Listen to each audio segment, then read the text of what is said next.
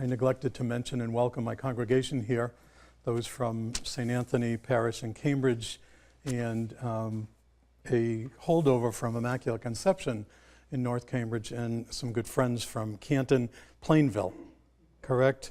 Both places. So I welcome them to this chapel, to today's Mass, and all of you, of course, who gather here to celebrate with us this gift that God has given us in the Eucharist. Today's Gospel talks about love, and it begins with a very important phrase when Jesus replies, the great commandment.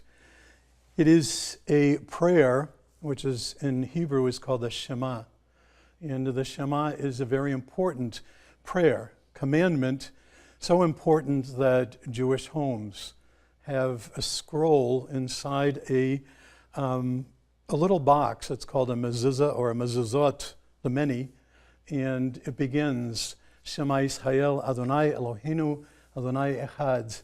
Hear, O Israel, the Lord our God is God alone.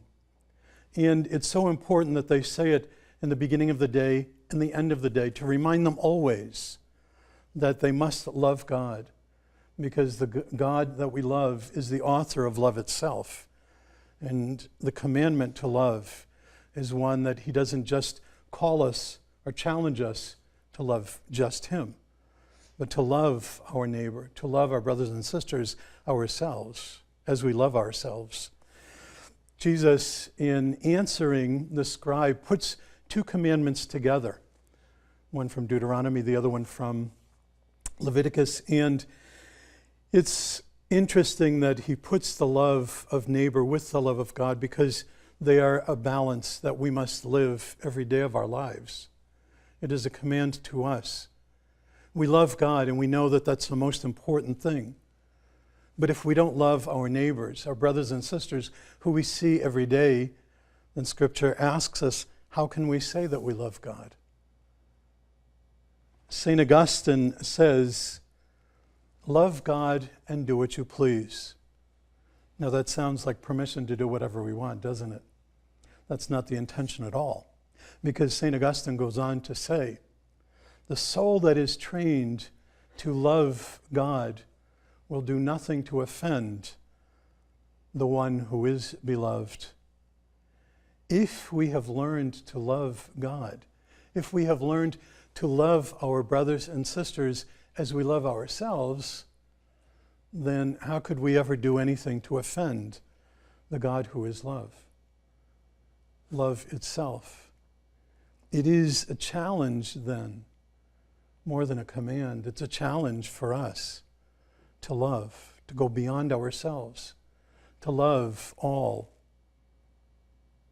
When Jesus would be asked again by another, and who is my neighbor?